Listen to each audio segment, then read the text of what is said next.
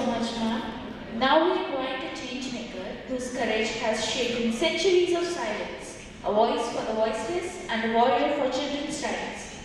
Dr. Kriti Bharti is a rehabilitation psychologist, social activist, and the founder of Sarthi Trust Jodhpur. She made history by annulling India's first ever child marriage and has since annulled over 50 child marriages and prevented more than 2100 from taking place. Her grassroots work has rehabilitated over 25,000 women and children and inspired 50,000 villagers to pledge against child marriage. Her name is etched in international and national record books, including the Limca Book of Records and the Asia Book of Records. Honored by the BBC's 100 Inspirational Women, TAFFB's top 10 global activists, and recognized by Hershey's, Levi's, ZTE, and many more, she is truly the real Sherry of India. Please join us in welcoming the fearless force for justice, compassion, and reform, Dr. Kriti Bharti.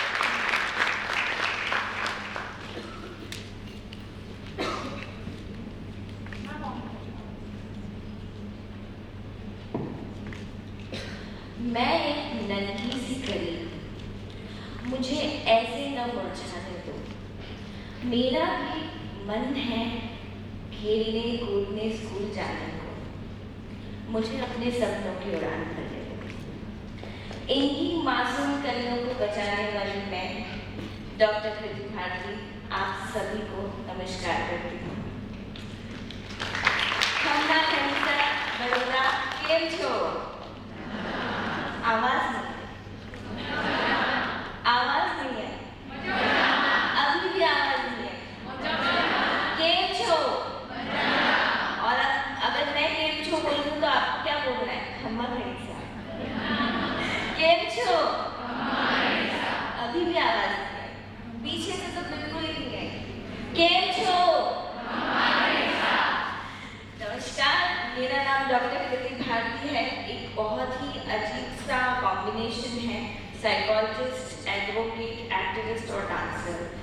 अजीब सा combination है मेरे साथ में, और यकीन मानिए ये एक ऐसा रेयर कॉम्बिनेशन है जिसने मेरी लाइफ को तो चेंज किया ही है, बहुत सारे उन विक्टिम्स की लाइफ को भी चेंज किया है जिनकी आवाज़ मैं बनी।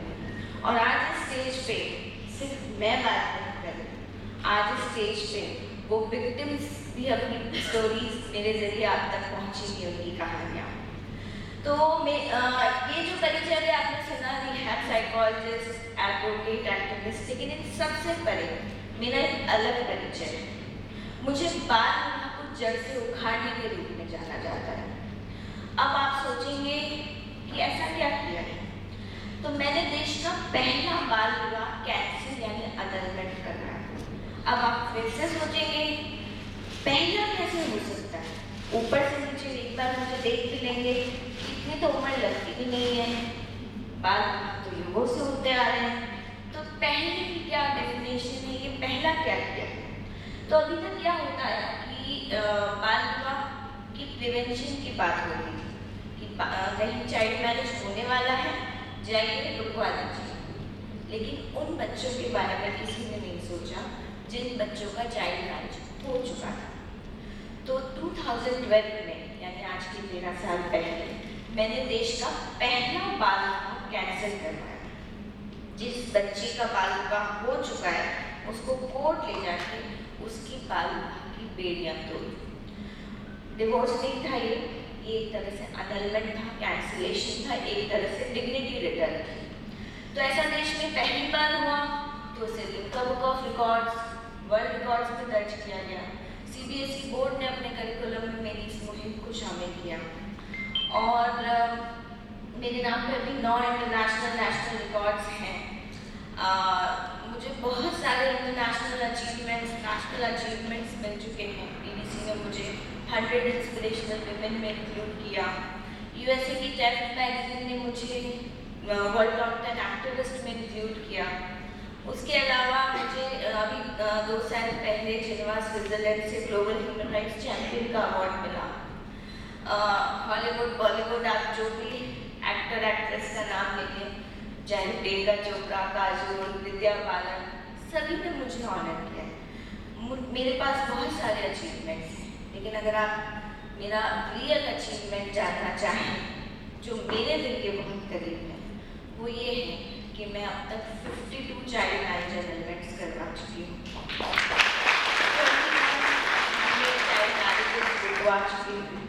25,000 महिलाओं को और बच्चों को रिहैबिलिटेट कर चुकी हूँ और 50,000 आप जैसे लोगों को बाल विवाह नहीं करने की शपथ दिलवा चुकी हूँ।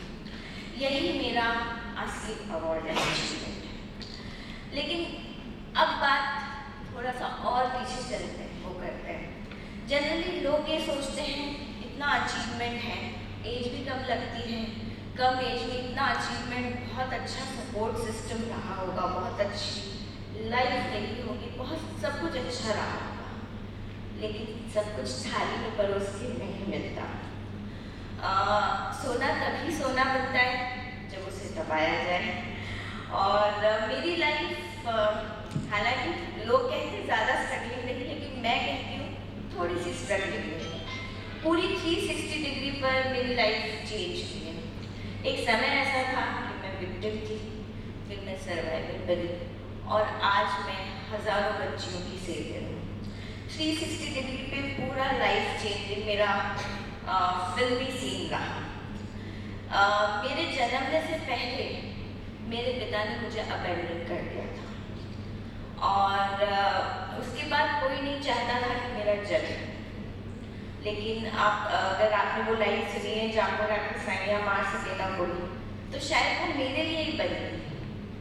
जब मेरी मदर के पेरेंट्स और फैमिली ने कहा कि अबॉर्शन करवा दें, सेकेंड मैरिज के लिए जाए, एक बच्चे को क्यों पूरी ज़िंदगी ढूंढना है, तो अबॉर्शन का टाइम निकल गया।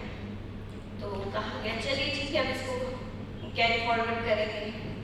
उसके बाद मेरी मदर डिस्ट्रेस में चली गई और फिर एक फिल्मी सीन वापस आया, या तो माँ को बचाओ या बच्चे को बचाओ। मैं उनके रूम में चिपक चुकी हूँ। आपको ये जानकर बहुत खुशी होगी कि जब 7 महीने की उम्र में मैंने जन्म लिया तो वो यही करती थी। मैं बड़ौदा born और बड़ौदा में ही मेरा जन्म हुआ एक 87 बच्चे के रूप में। तो जब मेरा जन्म हुआ उसके बाद भी मुझे किसी ने एक्सेप्ट नहीं किया। हम बहुत ज़्यादा हम अल्फ़ाबेट सीखते हैं, लेकिन अल्फ़ाबेट सीखने से पहले मैंने अब्यूज़ एक्सप्लॉयटेशन की डेफिनेशन समझी थी। आज मैं इंटरनेशनल नेशनल लेवल पर बहुत सारे अवार्ड्स अचीवमेंट्स ले चुकी हूँ, लेकिन एक ऐसा समय था कि कोई मेरी शक्ल नहीं देखता था। एक ऐसा समय था कि मुझे फादर से रिलेटेड वर्बली फिजिकली अब्यूज़ किया जाता था। एक ऐसा समय था कि बिना बात के मुझे मारपीट कूट दिया जाता था। यहाँ तक भी बातें सहन करने जैसी थी, लेकिन उसके बाद चीज़ें तब बिगड़ी जब 10 साल की उम्र में मुझे जहर दे दिया गया। उस जहर का असर ये हुआ, फिर से वही जाकर आपकी साइयाँ पा सके ना। ये जो लाइन है ये आपको मेरी ज़िंदगी में जगह जगह देखने को मिलेगी। तो जब उस जहर का असर ये हुआ कि मैं बेड रिडन हो गई, मैं न चल सकती थी न मैं बैठ सकती थी। वहाँ से यहाँ तक का सफ़र जब मैं तय करती हूँ, एक एक कदम मुझे उस मोमेंट की याद दिलाता है जब मैं बिस्तर पे एक जिंदा लाश थी। मेरी मदर ने उस समय जितने अवेलेबल ट्रीटमेंट्स हैं इंडिया के, एलोपैथी, आयुर्वेदिक, होम्योपैथी, सब चीज़ें ट्राई की। कुछ जो कोई बताता कि ये करो, ये इससे शायद कुछ इफेक्ट पड़े, बट समय इतना ख़राब था कि ट्रीटमेंट तो बहुत दूर की बात है, डायग्नोसिस भी नहीं हो पा रहा था। इंडिया के लगभग सारे हॉस्पिटल्स, मेरी मदर ने उस समय लोगों से लोन लेके, पैसा लेके खर्चा किया कि नहीं मुझे मेरी बच्ची को बचाना है, लेकिन कुछ समझ में ही नहीं आ रहा था। हर जगह पे डॉक्टर्स को समझ में ही नहीं आ रहा था कि क्या करें। फिर अगर आप में से किसी ने रेकी थेरेपी का नाम सुना, तो मुझे रेकी थेरेपी से वापस ठीक किया गया। जब सारी चीज़ों से थक हार गए तो रेकी थेरेपी की तरफ गए और रेकी थेरेपी से मैं वापस ठीक हुई। जिन लोगों ने मुझे उस कंडीशन में देखा वो मानते ही नहीं, आज भी नहीं मानते कि मैं वापस चल सकती हूँ, मैं दौड़ती हूँ, मैं इधर से उधर भटकती हूँ, जॉब मतलब 24/7 काम करती हूँ, लोगों को विश्वास नहीं होता है क्योंकि उन्होंने जिस कंडीशन में मुझे देखा वो कंडीशन उनको अपनी आंखों पर विश्वास नहीं। लेकिन मेरी मदर को विश्वास था कि मैं एक दिन ज़रूर वापस अपने पैरों पे खड़ी हूँ। आप में से मुझे नहीं लगता किसी को भी याद होगा कि आपने अपनी लाइफ का पहला कदम कैसे रखा, लेकिन मुझे याद है 12 साल की उम्र में मैंने फिर से चलना सीखा, फिर से बैठना सीखा, फिर से क्रॉलिंग की और फिर से अपनी ज़िंदगी की नई शुरुआत की। इस बात पे आप लोग स्माइल कर सकते हैं, अब इतना तो फिर आप कुछ रहा नहीं है। तो जब ज़िंदगी की फिर से शुरुआत हुई तो मैंने उसे लिटरली नई शुरुआत की। अब नई शुरुआत कैसे की? मैंने अपनी ज़िंदगी का सबसे रेवोल्यूशनरी स्टेप उठाया, वो था I change my surname. Bharti जो आप सरनेम सुन रहे हैं वो मुझे पेरेंट्स से नहीं मिला है, it is change surname. Bharti मतलब भारत की बेटी। आप अच्छे से समझ सकते हैं सरनेम की क्या वैल्यू है हमारे भारत में। अगर कोई सरनेम चेंज करने की बात करता है उसको क्या क्या फेस करना पड़ेगा, और फिर अगर वो लड़की है तो उसको क्या क्या फेस करना पड़ेगा, और लड़की होने के बाद भी फिर अगर वो ऐसी लड़की है जो प्रोटेक्टेड नहीं है तो उसकी क्या क्या सिचुएशंस रही होंगी। फिर भी आई वॉज डिटर्मिन्ड कि मैं हर जाति, हर धर्म, हर चीज़ से ऊपर उठ जाना चाहती थी। मैं एक अपनी नई ज़िंदगी शुरू करना चाहती थी जो मुझे ईश्वर ने नई, एक तरह से नई सांसें मुझे वापस दी थी, क्योंकि मैंने अपने आप को मरते हुए देखा था, एक एक शरीर का अंग खत्म होते हुए देखा था। सिर्फ मेरा ये ऊपर का हिस्सा, गर्दन के ऊपर का हिस्सा बचा था और ये राइट हैंड बचा था, बाकी पूरा नीचे का शरीर पैरालिसिस हो चुका था। तो वापस मौत से जिंदगी की तरफ लौटने के समय पूरी नई जिंदगी की शुरुआत। उसके बाद सिचुएशन हालांकि फिर भी सही नहीं थी, तो जिन गुरुदेव ने मुझे ठीक किया उनके साथ मैं एक तरह से सन्यासी हो गई और मैं 2 साल उनके साथ अलग अलग कैंप्स में जाती रही, भारत के अलग अलग जगह पे थेरेपी देती रही। अगर शायद वो चीज़ कंटिन्यू करती एक रिनोन थेरेपिस्ट होती, लेकिन ईश्वर चाहते थे कि मैं वो चीज़ करूँ जिससे कोई और काम नहीं करता। तो मेरे नाना जी ने मेरी मदर को कहा कि तेरी बेटी तो सन्यासी में बन जाएगी, रोक इसको, पकड़ इसको। तो शी टुक मी बैक।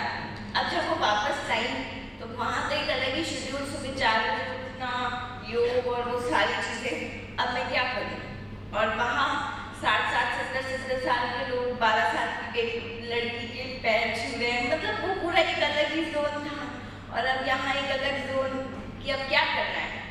तो मेरी मदर ने कहा वापस पढ़ाई शुरू करो, जो पढ़ाई तुमने 4th स्टैंडर्ड में, क्योंकि आप बेड रिडन हो गए, मैं ड्रॉप आउट हो चुकी थी, मैं स्कूल नहीं जा सकती थी, खत्म हो चुका था एक तरह से मेरा एजुकेशन।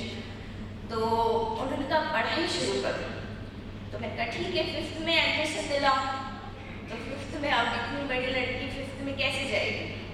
तो मुझे 10th की किताबें दे दी गई। मैंने 5th, 6th, 7th, 8th, 9th नहीं पढ़ा, सीधा 4th से 10th स्टैंडर्ड जंप किया, ह्यूज जंप। आज भी एक अलग, मतलब वो दिन याद आते हैं कि मैथ्स की अलग दुनिया थी, साइंस की अलग दुनिया थी, इंग्लिश की अलग दुनिया थी।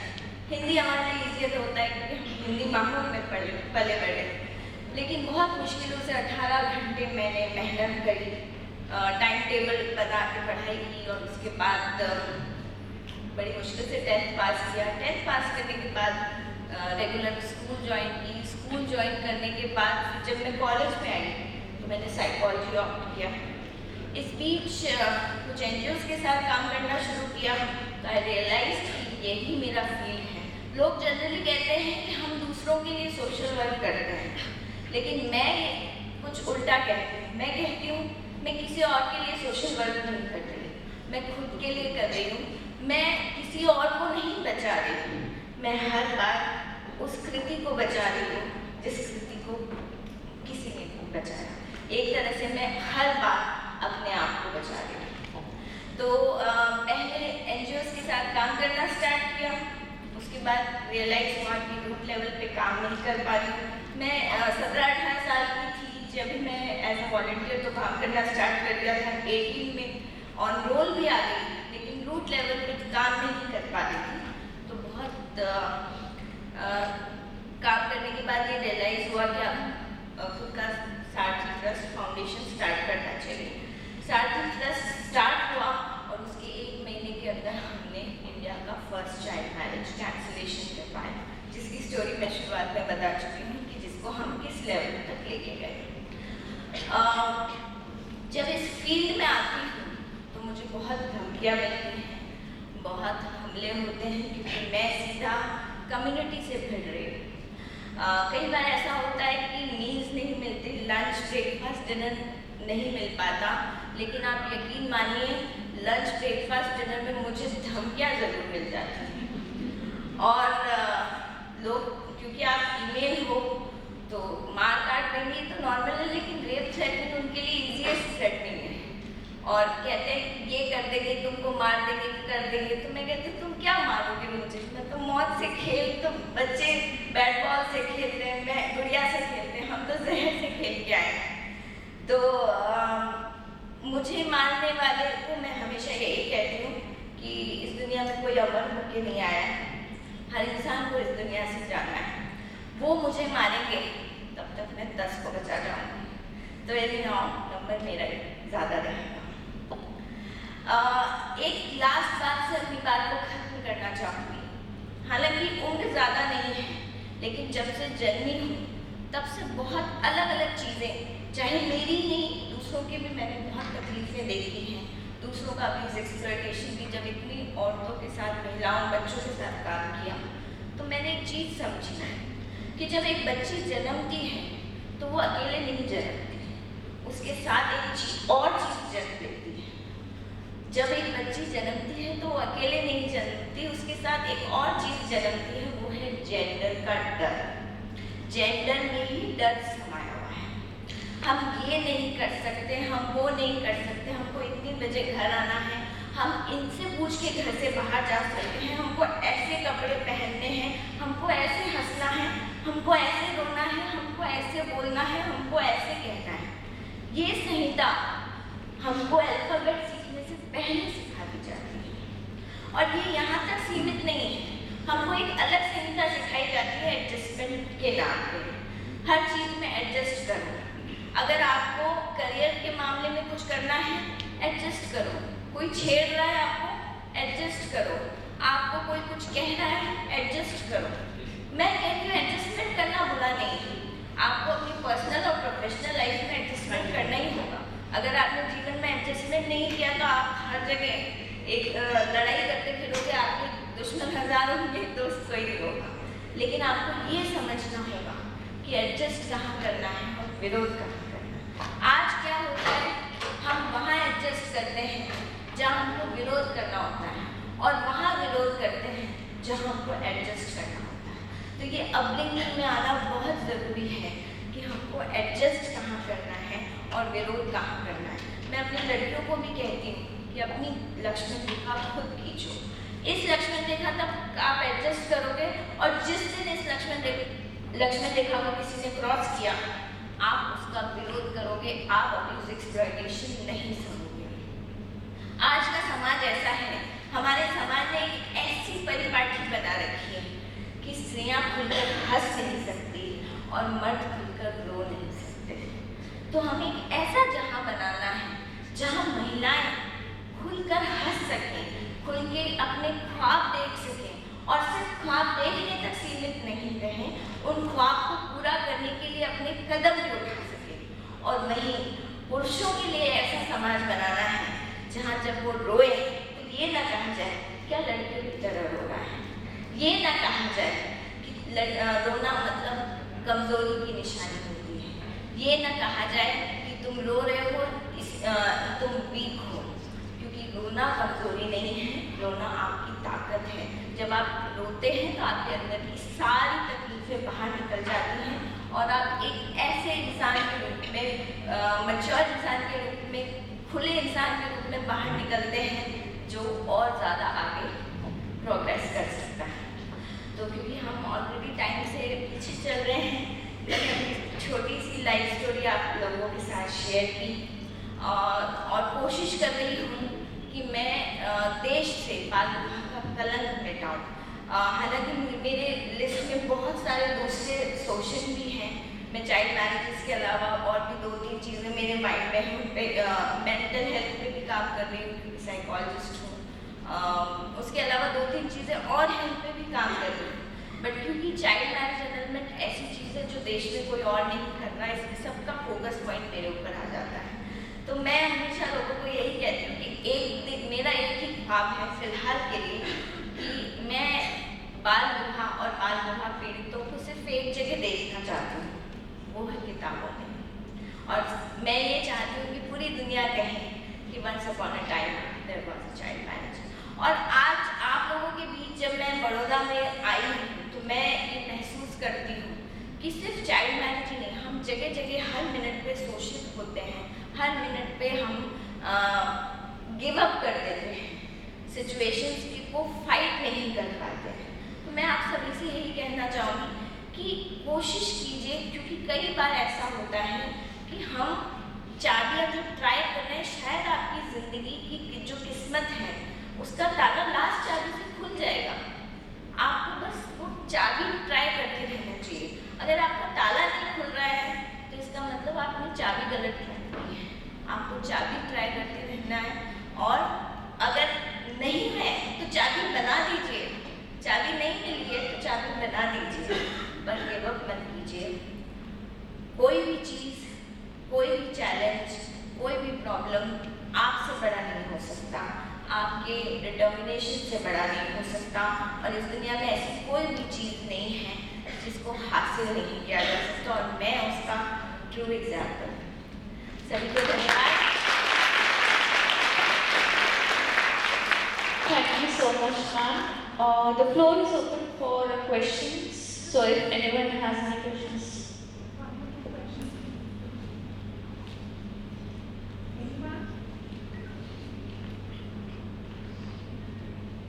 जब सवाल नहीं होते तो इसका मतलब या तो सब समझ में आ गया या फिर कुछ समझ नहीं आया।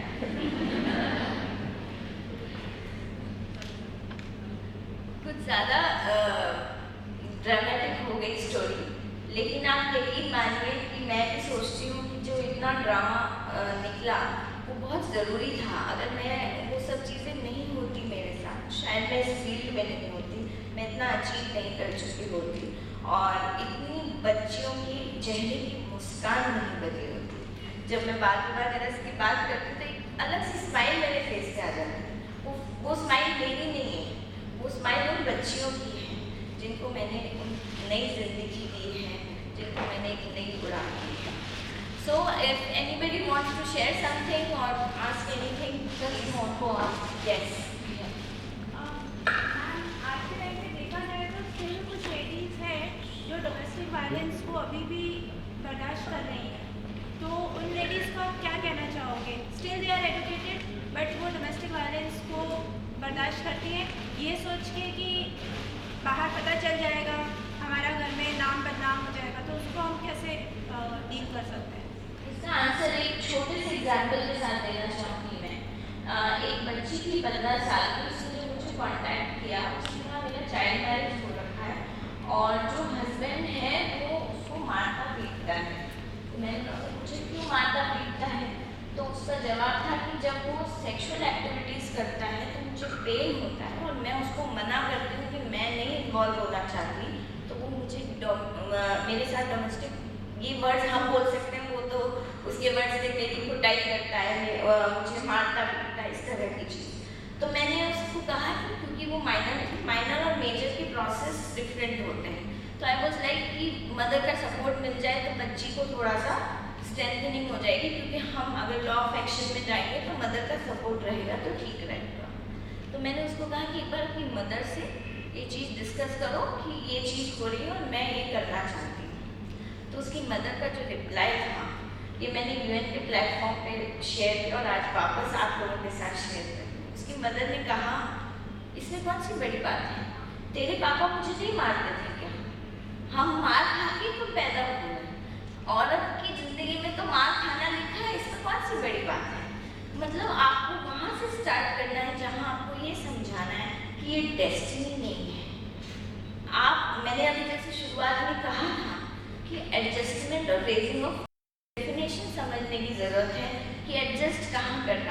मैरिटल लाइफ है तो हस्बैंड वाइफ के बीच एडजस्टमेंट करना ही पड़ेगा, लेकिन एडजस्ट कहाँ करना है और वॉइस रेस कहाँ करनी है ये सीखने की ज़रूरत है। और हम वहाँ से स्टार्ट करते हैं, लोग जीरो से स्टार्ट करते हैं, हमको माइनस से स्टार्ट करना पड़ता है कि भैया तुम अब्यूज, तुम एक्सप्लॉइटेड हो। हमको डिफाइन करना पड़ता है कि तुम अब्यूज एक्सप्लॉइटेशन की डेफिनेशन में आते हो। तो स्टार्टिंग आपकी माइनस से होती है, लेकिन हम उसको लेके 100% तक जाते हैं, कोशिश करते हैं कि उनको हर तरह के अब्यूज एक्सप्लॉइटेशन से बचा सकें। और फीमेल्स को भी ये चीज़ समझने की ज़रूरत है कि कहाँ एडजस्ट करना है और कहाँ वॉइस रेज करना है। Anyone else? Just want to ask you one question कि how you deal with कि आपने बोला कि आपको बहुत सारी धमकियाँ भी मिली, right? So how you deal with? Deal psychologically और कैसे आप both of them. साइकोलॉजिकली मैं बहुत मजबूत हो चुकी हूँ, तो मुझे अब उस चीज़ से फ़र्क नहीं पड़ता। लेकिन ऐसा नहीं है कि मेरे हार्ड डेज नहीं आते, मुझे भी फ्रस्ट्रेशन आता है, डिप्रेशन भी आ जाता है कि ये क्यों चीज़ें हो रही है, नॉर्मल सी चीज़ है, प्रोसेस इसको क्यों लेंदी किया जा रहा है, क्यों चीज़ों को क्रिटिकल किया जा रहा है। तो उस मोमेंट पे मैं अपने साथ कुछ ऐसी चीज़ें करती हूँ, मैं सभी को कहती हूँ, आपकी लाइफ में जब भी फ्रस्ट्रेशन आए, डिप्रेशन आए, एंग्जाइटी आए, आपकी एक सोल कनेक्टेड हॉबी होनी चाहिए जो आपको उस डिप्रेशन से बाहर निकाले। मेरी सोल कनेक्टेड हॉबी है डांस। मैं ऐसा नहीं है कि मेरे अंदर सुसाइडल थॉट्स नहीं आए थे, ऐसा नहीं है कि मैंने ये नहीं सोचा कि मैं ही क्यों, ऐसा नहीं है कि मैं आज जितनी पॉजिटिव हूँ कुछ साल पहले उतनी पॉजिटिव नहीं थी, नहीं, मैं भी नेगेटिव थी, लेकिन वो नेगेटिव से पॉजिटिव का जो सफ़र है वो डांस और म्यूजिक ने मुझे लेके आया। आपके लिए वो प्लांटिंग हो सकता है, आपके लिए वो स्पोर्ट्स हो सकता है, आपके लिए वो कोई भी चीज़ हो सकती है जो आपको आपके सोल को कनेक्ट करे। जब आप सोल से कनेक्ट होते हैं, आप अपने आप को जानते हो, आप अंधेरे से रोशनी की तरफ जाते हो। तो अपनी वो सोल कनेक्टेड हॉबी आपको ढूंढनी है और उसको कभी भी खत्म नहीं करना है, उसको प्रॉपर टाइम दीजिए। मैं जब भी फ्रस्ट्रेटेड होती हूँ और अगर डांस नहीं कर सकती तो गाने चला दूँगी, कुछ भी कर लूँ जो मुझे उस तरह से बाहर निकाल सके। हम जो आपने ये बताया कि आपने ये सब चीज़ों के लिए जो चाइल्ड मैरिज को रोका, तो उसमें एक प्रोसेस होगा, मतलब दोनों तरफ के, ऐसा नहीं कि एक ही कम्युनिटी है, कहाँ से शादी हुई, कैसे हुआ, फिर पेरेंट्स को कन्विंस करना उसको ब्रेक करने के लिए, इसके अलावा कम्युनिटी को कैसे आपने हैंडल किया, तो वो प्रोसेस कैसा था, कैसे आप उससे कम आओ? देखिए हर केस अलग अलग डिफरेंट प्रोसेस रहता है, लेकिन हम कोशिश ये करते हैं कि सिर्फ उसको उसका अनलमेंट ही नहीं करवाएं, उसको वापस कम्युनिटी में और फैमिली में रिहैबिलिटेट भी करें। हमारा ये कहीं भी उद्देश्य नहीं है कि हम उसको फैमिली से दूर करें। और मैं ये पूरी तरह से मानती हूँ, फैमिलीज जो चाइल्ड मैरिज करवा रही हैं उनके आंखों पर पट्टी बनी हुई है। जैसे अभी हम किसी स्पीकर ने कहा था कि तुमसे ये कितनी बार पूछा गया है कि शादी कब करोगी। कल मैं 1:30 बजे वापस आई, मेरा कल एक सेशन चला, तुम शादी कब करोगी? तो मैंने कहा क्यों कर रही हूँ, मैं स्वतंत्र हूँ, मैं अपनी ज़िंदगी में मज़े कर रही हूँ, जहाँ घूमना है घूम रही हूँ। तो वो एक पूरा वहाँ पे सेशन चला। तो वहाँ चीज़ें क्या हो जाती हैं कि आपको फैमिली को भी काउंसलिंग करना पड़ता है, कम्युनिटी को काउंसलिंग करना है कि क्यों हम चाइल्ड मैरिज के खिलाफ बात कर रहे हैं। लोग ये सोचते हैं कि चाइल्ड मैरिज से हम अपने बच्चों को सेव कर रहे हैं, तो वो चश्मा उतारने की ज़रूरत पड़ती है हमको कि ये चाइल्ड मैरिज से आप सेव नहीं कर रहे हो, एक्चुअली आप उसको विक्टिमाइज कर रहे हो। तो जब हम कम्युनिटी में बात करते हैं तो हम उनको मेरी जितनी बच्चियाँ हैं जिनका मैंने चाइल्ड मैरिज स्टॉप करवाया है या कैंसिल करवाया है, उन सबको हमने फैमिली में और कम्युनिटी में वापस रिहैबिलिटेट किया है। अब वो हीरोज़ हैं। जब वो जिन बच्चियों को जाति बाहर कर दिया गया, आप लोग शायद जानते होंगे खाप पंचायत एंड ऑल, जिन बच्चियों को, जिन फैमिलीज को जाति बाहर कर दिया गया, आज वही कम्युनिटीज़ उनको हीरो की तरह देखती हैं। अरे मतलब ये जो वो वाला सिचुएशन, अरे मैडम जी आ गई, जब वो गांव जाती हैं वापस या उस पर्टिकुलर पर्टिकुलर एरिया में जाती हैं तो उनको वो रिस्पेक्ट मिला है। वो रिस्पेक्ट का हालांकि प्रोसेस बहुत लंबा था, लेकिन हमने काउंसलिंग किया, हमने उनको सही और गलत की चीज़ें दिखाई कि क्यों चाइल्ड मैरिजेस खराब है और क्यों हम निकाल रहे हैं और क्यों ज़रूरी है कि बच्ची सिर्फ एम्पावर्ड हो, बच्ची सिर्फ एजुकेटेड नहीं हो, एम्पावर्ड भी हो। हम जब कोई लड़की मेरे पास आती है उसका पहला सवाल होता है आप फीस क्या लोगे, क्योंकि पेरेंट्स तो सपोर्ट करेंगे नहीं, वकील को चाहिए फीस, आप फीस क्या लोगे? तो मैं कहती हूँ फीस तो लगेगी, कौन सी चीज़ फ्री में आती है? इस दुनिया में क्या फ्री में मिलता है? लेकिन पैसों की फीस नहीं लगेगी। वो फीस है आपको वापस अपनी पढ़ाई वहाँ से स्टार्ट करनी होगी जहाँ से आप ड्रॉप आउट हुए। तो वो कहते हैं हम नहीं कर सकते, तो मैं मेरी स्टोरी सुनाती हूँ कि जब मैंने कर लिया 4वीं से 10वीं, तुम भी करो, तो क्या आप हो, हम नहीं कर सकते? मैंने कहा बनना भी नहीं है, कृति भारती एक ही पीस है, सिंगल वन पीस इस पूरी दुनिया में, बनना भी नहीं है, लेकिन पढ़ना है, एम्पावर्ड होना। मैं ये नहीं कहती कि आप मेरिट में आओ, मैं ये भी नहीं कहती कि आप बहुत अच्छे स्कोर करो, मैं तो ये भी नहीं कहती कि आप एक बार में पास हो जाओ। क्योंकि मैंने 10th जो दिया था ओपन बोर्ड से दिया, एक टाइम में ही सब्जेक्ट क्लियर कर सकते हो, तो आप एक टाइम में एक सब्जेक्ट क्लियर करो और वो भी नहीं कर सकते तो 2 टाइम में करो, बट करो। टाइम लगेगा, दूसरों से कंपटीशन करने की ज़रूरत नहीं है, खुद से compete कीजिए। पिछली बार मैंने क्या रिजल्ट दिया, इस बार क्या रिजल्ट दिया। बाय द वे जिससे 10th पास नहीं हो रही थी ना, आज मेरे पास 7 डिग्रीज है। मैंने साइकोलॉजी में PhD किया है, पोस्ट डॉक्टर किया है, LLB किया है, LLM किया है, और इस तरह से मेरे पास 7 डिग्रीज हैं, लेकिन फिर भी मेरी लाइफ की सबसे बड़ी मार्कशीट वो 10th की मार्कशीट है जो बहुत मुश्किलों से मुझे मिली। Last one, We are running short on time. Last one. It's very inspiring to hear you actually, but the question here is, I'm a social work student actually, I'm 12. The question here is, when you are dealing with such kind of situation, it requires a lot of interventions, from what like Mr. rightly mentioned about the interventions from the community, and as you're working as a professional in this domain. But at the same time, do you feel that, any point of time you got some support or, some help from the governments? It requires, if it is a question, not only at a community level, but a question that we really need to aware of ourselves, sensitize about it as a nation. So you are asking कि हमें government से support की ज़रूरत है? Yeah, and करते do you हैं। face any problems where, really you get some? देखिए, मैं जब कई बार आपको पता होगा कि आप सरकारी ऑफिस में जाते हैं तो वो काम नहीं करते हैं, है ना? आप कोई भी गवर्नमेंट ऑफिस में जाओगे तो काम, कोई भी XYZ लेके जाओगे, काम नहीं करेंगे। तो मैंने उसका एक तरीका निकाला होगा कि अगर वो काम नहीं कर रहा है तो उसके बड़े ऑफिसर के पास जाओ, उससे उसको डांट पड़वा। वो भी नहीं कर रहा तो उसके बड़े ऑफिसर के पास जाओ, उससे उसको डांट पड़वा। 1% तो सेंसिटिव आपको मिल ही जाएगा जो डंडा पड़वाएगा। अब ये कंडीशन है कि मेरा फ़ोन निचले ऑफिसर के पास भी जाता है क्योंकि अभी ये शिकायत ऊपर खड़ी हुई, और मेरे साथ ऐसा हुआ कि मैंने जजेस की भी शिकायत की है। तो जजेस की भी लास्ट टाइम जो उनका रिटायरमेंट बेनिफिट्स हैं वो रुकवाए गए हैं कि ये काम नहीं कर रहे हैं, ये उस छुट्टियाँ ले रहे हैं उस बच्ची के हियरिंग के टाइम पे जब उनको उस टाइम पे अपेयर होना चाहिए। मतलब चीज़ें देखिए, आपको खुद रास्ता निकालना होगा, आपको बस ये सोचना होगा कि ये काम नहीं कर रहा तो दूसरा कौन सा तरीका हमको करना है जिससे हम वर्कआउट कर सकें। और एक्टिविज्म अपने आप में एक्टिव होने की बात करता है, आपको 24/7 एक्टिव भी होना है।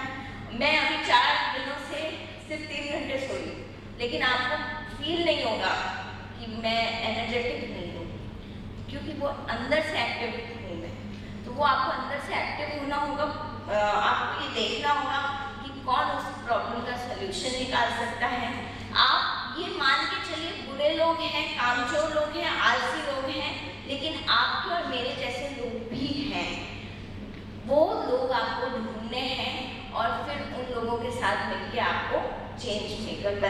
चेंज मेकिंग का प्रोसेस करना है। चलिए, थैंक यू सो मच। आप सभी ने मुझे अच्छे से सुना।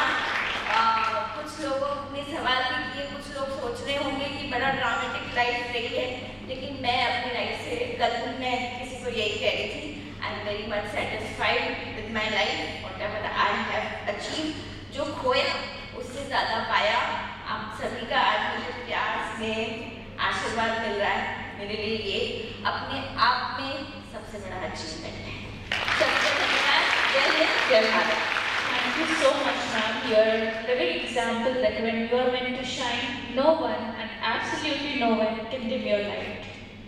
We now invite Mr. Sunil Shah, Senior Vice President, GEO, to present Dr. Bhati with a token of our love on behalf of GEO.